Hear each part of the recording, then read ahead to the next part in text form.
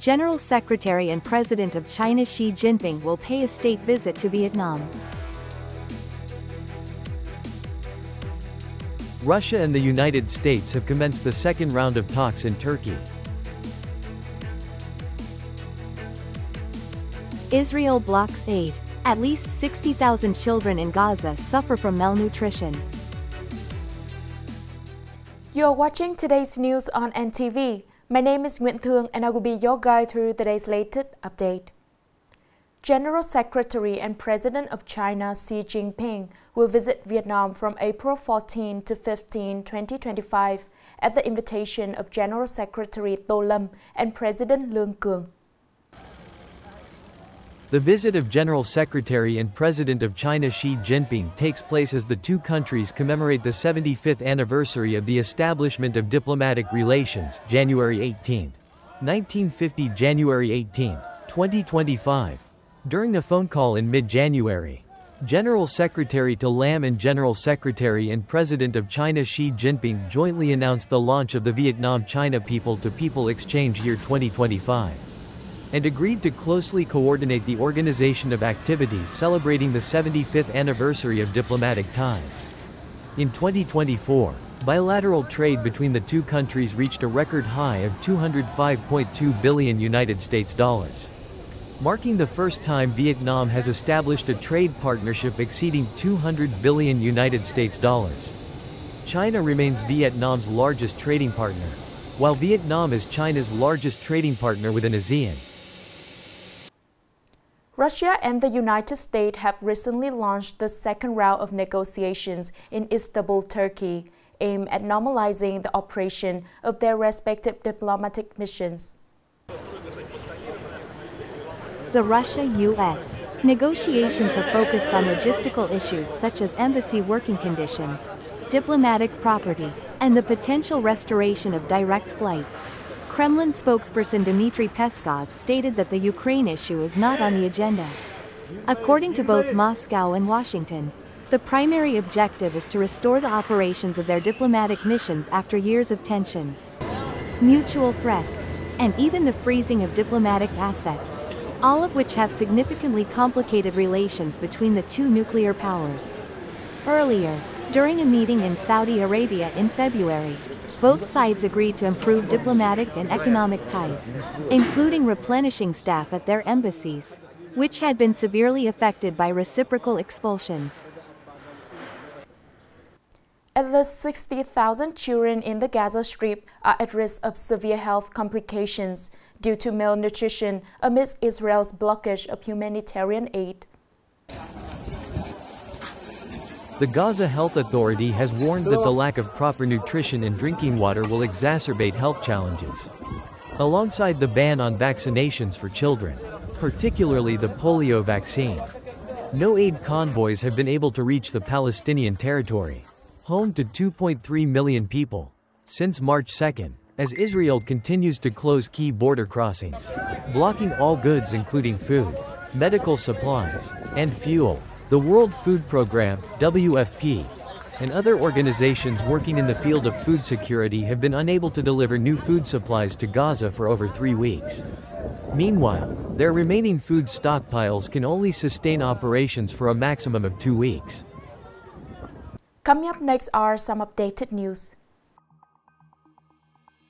Mr. Phan Trung Tuan, Director of the Local Government Department, Ministry of Home Affairs, stated that this is the right time to carry out the administrative unit reorganization.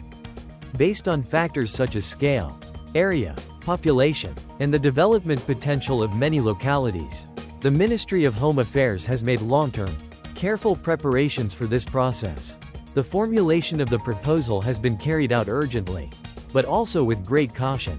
Considering all related factors, the final deadline for localities to submit their provincial and commune merger proposals to the Ministry of Home Affairs is May 1st. Based on these submissions, the Ministry will compile, study, and finalize the overall proposal to present to the government for submission to the National Assembly for review and decision.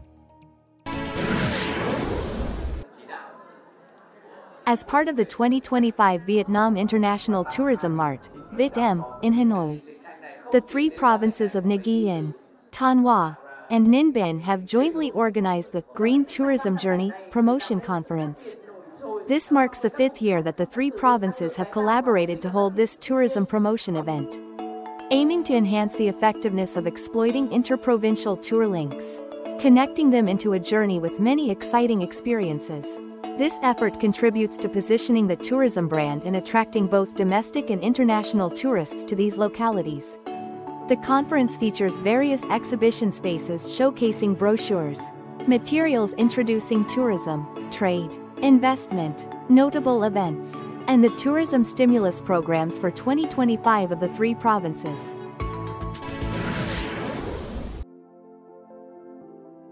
Noi Bai International Airport and Da Nang Airport have been recognized by Skytrax as part of the top 100 best airports in the world for 2025. A representative of the Vietnam Airports Corporation, ACV, stated, "The inclusion of 2 major airports under ACV into the top 100 best airports in the world affirms the continuous improvement of infrastructure, services, and passenger experiences at airports in Vietnam, bringing them closer to international standards." In the near future, ACV plans to put the T3 passenger terminal at Tan Son Nhat International Airport into operation, coinciding with the 50th anniversary of the reunification of the South and the entire country, April 30, 2025.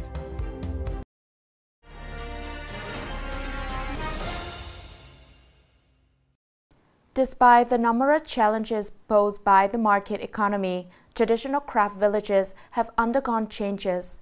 Along with the effort of artisans to overcome difficulty, industry and local authority have also implemented solutions to help the village survive and thrive. In addition to investing in modern machinery to reduce production costs and meet the large volume of orders from customers, many traditional craft cooperatives are now improving product designs and quality, focusing on diversifying export markets to address difficulties in product output. The export linkage is quite stable, and currently, around 8 to 10 companies place orders. Export products are generally very demanding, but the workers here have upgraded their skills to meet those requirements. We have been adopting a trend of innovation, creating products based on market preferences. Although our products are not very popular domestically, they are in high demand in Eastern Europe and Europe, where people tend to lean towards natural products, and they place many orders. Nghệ An currently has more than 180 craft villages, but less than 20% of these villages operate effectively. In response to the challenges faced by traditional craft villages, local authorities have implemented several support measures funded by the National Target Program on New Rural Development and Sustainable Poverty Reduction. To overcome these challenges, the district continues to focus on 3 key strategies. First, expanding scale. Second, promoting the application of advanced scientific and technological achievements. Third, strengthening trade promotion. This will help expand the product market, resulting in higher income for local workers. In addition to support from various sectors and levels, the craft villages have proactively sought markets for their products through e-commerce platforms and social media such as Zalo, TikTok, and Facebook. They are also developing traditional craft villages in conjunction with community tourism and the One Commune, One Product program, contributing to revitalizing these craft villages. That is the end of today's news. Thanks for your watching and see you next time.